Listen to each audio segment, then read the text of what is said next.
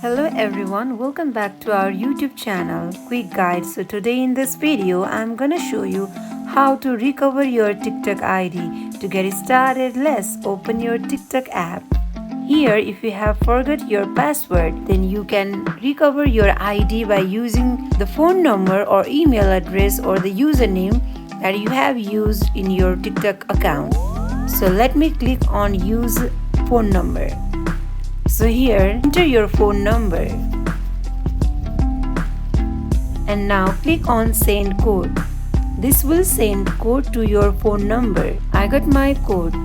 Let's copy it and paste it.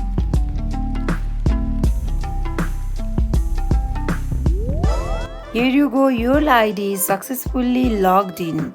So here you go, your ID is successfully recovered.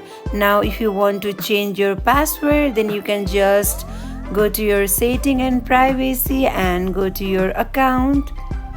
Here you can go to your password and again paste the code that you have received.